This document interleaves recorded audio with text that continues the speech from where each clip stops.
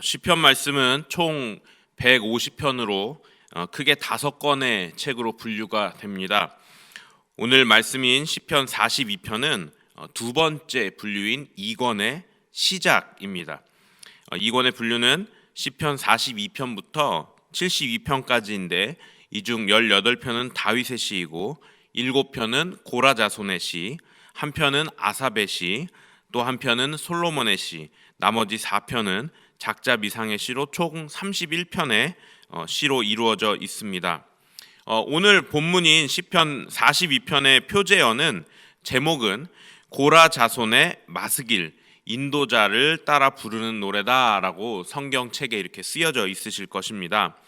여기서 마스길이라는 의미는 교훈이라는 뜻입니다. 그래서 고라 자손의 마스길은 고라 자손의 교훈이라는 뜻이 되겠습니다.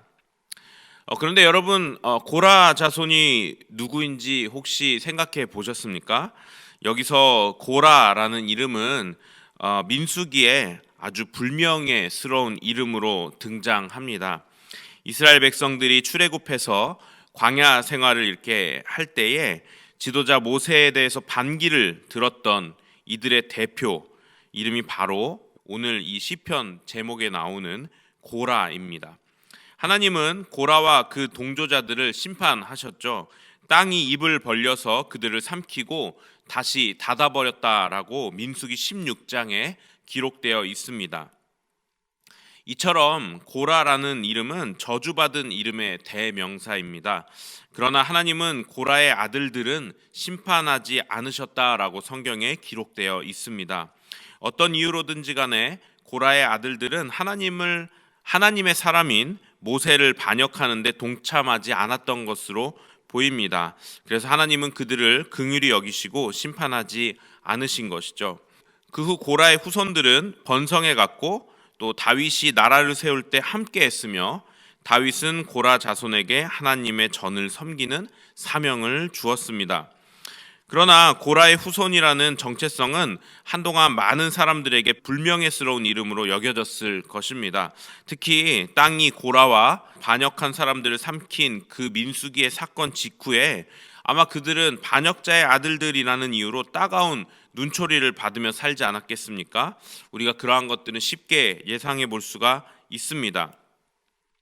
고라의 아들들 그리고 그의 후손들은 그 따가운 눈초리와 시선들 그리고 그들을 향하는 반역자의 후손이라는 그 불명예를 극복하여 성경의 일부분을 차지하고 있는 바로 오늘 시편 말씀을 쓰는 그런 시편 기자들이 되게 됩니다.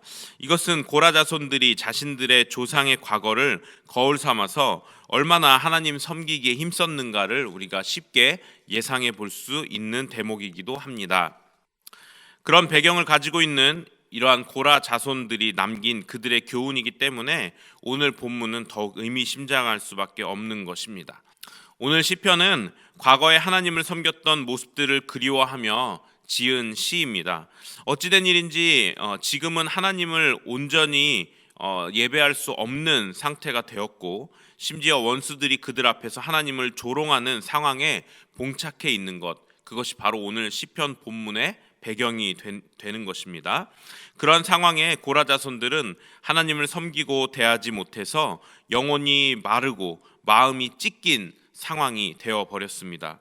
언제 다시 하나님 앞에 거룩한 성의를 지키며 예배할 수 있을지 알 수가 없어서 고라 자손들은 목마른 사슴이 비틀비틀대면서 죽기 일보 직전에 시냇물을 찾아 헤매는 것처럼 간절하게 하나님을 찾고 있는 그러한 시가 바로 오늘 본문이 되겠습니다.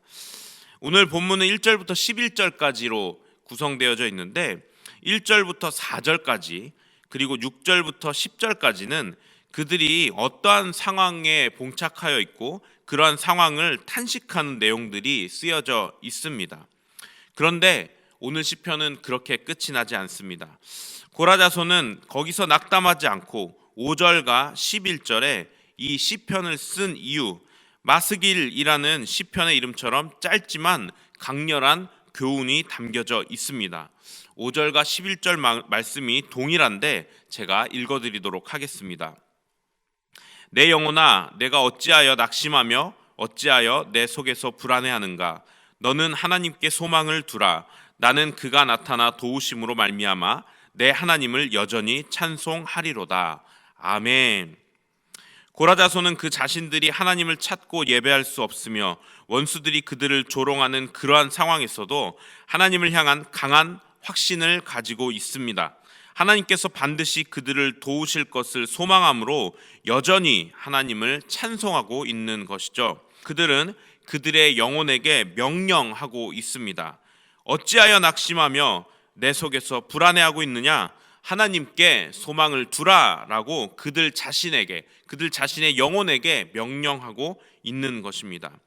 여러분, 자신의 영혼에게 명령하는 것은 자신의 마음이 낙심하여 있고 불안하여 하고 있지만 하나님께 소망을 두고자 발버둥치며 하나님을 바라보려는 강한 의지를 표출한 셈입니다.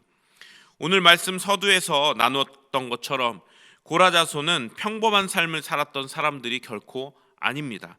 그들의 조상인 고라는 불명예스러운 이름의 대표격이었고 지금 시편을 쓰고 있는 그들은 현재까지도 고라라는 이름을 통해 그들의 자손들이라고 불리고 있습니다.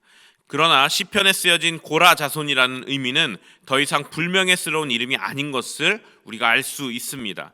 그들은 하나님을 간절히 찾는 사람들이고 그들의 이름은 오히려 하나님을 간절히 찾는 사람들의 대명사가 되었음을 우리는 인식할 수가 있습니다. 사실 고라 자손의 시 그리고 하나님을 반역했던 고라라는 이름, 사실 같은 이름을 쓰고 있지만 특별히 성경을 공부하지 않고서는 이 두 존재를 쉽게 연결하기가 어렵습니다. 그 이유는 이미 고라 자손이라는 이름이 성경에서 대표적인 시편 기자의 이름으로 우리에게 알려져 있기 때문입니다. 여러분, 이것은 큰 은혜입니다. 그들은 과거를 거울 삼아 그들의 삶을 하나님을 찾고 섬기는데 더욱더 전심전력했음을 알 수가 있는 대목이죠.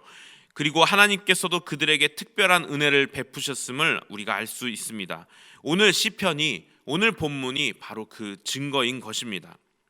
불명예스러운 이름의 대명사였던 이름을 하나님을 간절히 찾는 사람들의 대명사로 바꾼 고라 자손들, 그들은 탈수 증세로 비틀대면서 물을 찾는 사슴들처럼 아주 간절하게 하나님을 찾는 사람들이 되었습니다. 오늘 말씀을 마치려고 합니다. 하나님은 은혜의 하나님이십니다. 하나님은 저주받은 이름을 축복의 이름으로 바꾸실 수 있는 그런 분이십니다. 하나님을 간절히 찾고 그분께 소망을 두며 그분만을 의지하는 자에게 하나님은 반드시 그렇게 은혜 베푸시는 분이십니다. 오늘 본문의 고라 자손들처럼 그들의 과거로 인해 넘어진 것이 아니라 오히려 하나님을 찾음으로 하나님의 특별한 은혜를 누린 것처럼 우리 또한 그렇게 하나님을 의지하고 찾음으로 그분의 은혜를 누리는 우리 모든 법한교회 성도님들 되시기를 주님의 이름으로 축복합니다. 아멘. 기도하겠습니다. 하나님, 과거가 과거 그대로 남아있지 않을 수 있는 방법은 하나님을 의지하고 하나님께 소망을 두는 것임을 오늘 말씀을 통하여서 우리가 다시 한번 깨닫습니다. 불명예스러운 이름의 대명사였던 고라라는 그 이름을 시편 기자가 되어 하나님을 찾는 이름의 대명사가 되게 하신 것처럼 하나님, 우리들의 인생 가운데서도 하나님을 더욱더 의지하며 하나님께 소망을 둠으로 말미암아 우리들이 하나님을 간절히 찾는 사람들이 될 수 있도록, 우리 법한 모든 성도님들 될 수 있도록 그렇게 인도하여 주시옵소서. 오늘 하루가 그렇게 되게 하시고 우리의 평생의 삶이 그러한 삶이 될 수 있도록 인도하여 주시옵소서. 예수님의 이름으로 기도합니다. 아멘.